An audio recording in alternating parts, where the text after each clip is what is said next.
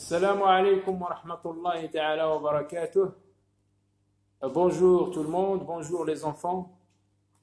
Aujourd'hui, je vais vous raconter une histoire de Juha, mais pas celle que je vous ai que j'ai lancée dans la petite vidéo, la petite capsule vidéo en guise de publicité pour une autre histoire qui s'appelle le turban de Juha. Aujourd'hui, je vais vous raconter une histoire intitulée Juha le sage.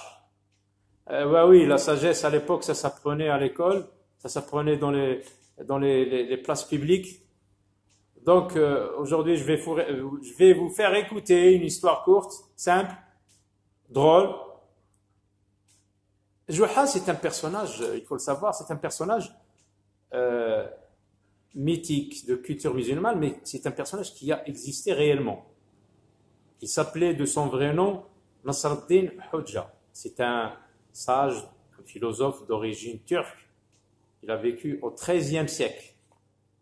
Donc voilà, donc l'histoire d'aujourd'hui, c'est Juha le sage.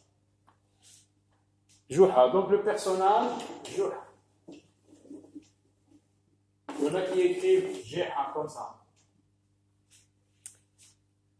Les habitants d'une ville appelée Aksehir ont besoin d'un sage, d'un enseignant pour leur apprendre le monde, pour leur apprendre les connaissances de l'époque.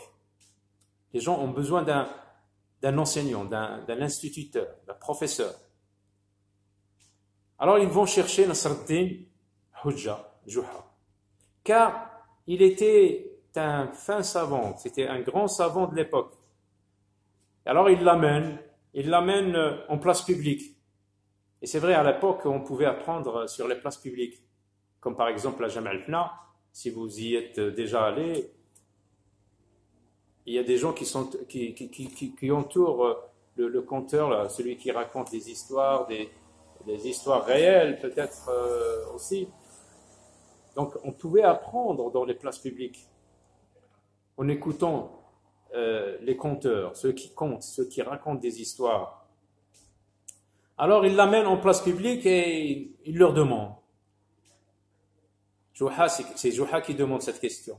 Que voulez-vous que je vous apprenne que vous ne connaissez pas, que vous ne savez pas? Alors le peuple répond, les gens qui étaient présents, tout. Alors Juha, sans attendre, il a répondu, je n'ai rien à faire avec de tels ignorants. Je n'ai rien à faire avec des gens qui ne savent rien. Comment ça, je vous apprends tout? Normalement, tout le monde sait quelque chose. Alors, Nasr ad-Din s'en va. Et Nasr ad-Din s'en va. Il était énervé, il était importuné. Il ne voulait pas cette réponse. Parce que c'est un sage, donc c'est un personnage très spécial.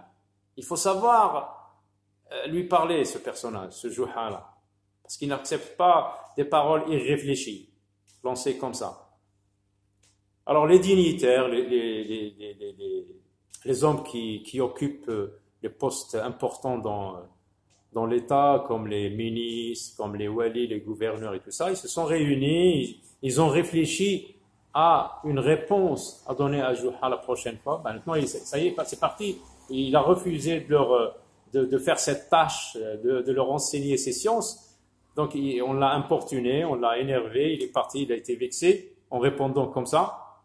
Les dignitaires se sont réunis pour chercher une réponse à donner à Juha la prochaine fois et ils demandent aux habitants de répondre au grand sage, mais cette fois-ci sans le froisser, sans le vexer, Voilà. Alors ceux-ci vont une deuxième fois, ils vont de nouveau rechercher Nasr ad-Din, qu'on appelle Juha. Alors qu'il demande une nouvelle fois, il arrive une nouvelle fois sur la grande place et il demande, que voulez-vous, la même question, que voulez-vous que je vous apprenne et que vous ne savez pas? Cette fois-ci, ils ont répondu rien en pensant qu'il va accepter cette tâche. Rien. Alors il leur a répondu, alors si vous savez tout, je m'en vais. Et Nasr ad-Din s'en va, énervé. Donc, Nasr ad-Din Juha, énervé, importuné par le peuple. On a vu les dignitaires, les personnes qui écoutent les places comme les ministres et tout ça, les walis, les dignitaires. Ou la place publique.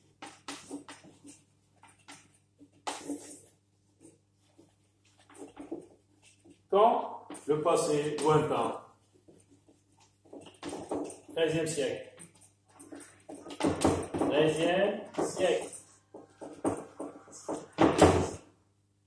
Alors Nasr ad-Din s'en va énervé.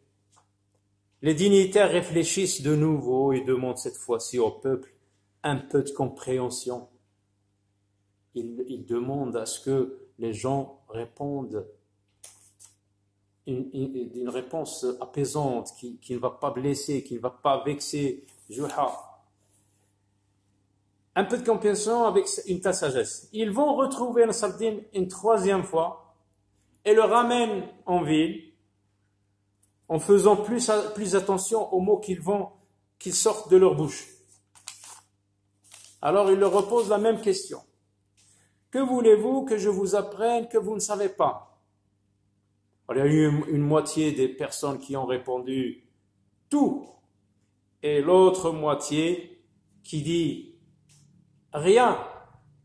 Alors Nasr ad-Din excédé, énervé, exaspéré, lassé par cette réponse, importuné. Alors qu'est-ce qu'il dit? Eh bien, que ceux qui savent apprennent à ceux qui ne savent pas. Donc voilà la fin de cette petite histoire.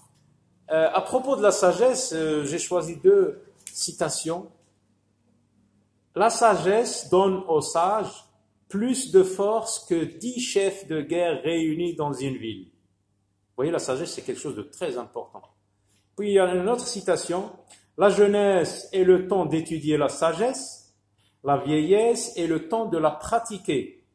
Voilà pour aujourd'hui. À très bientôt pour le turban de Juha. Au revoir.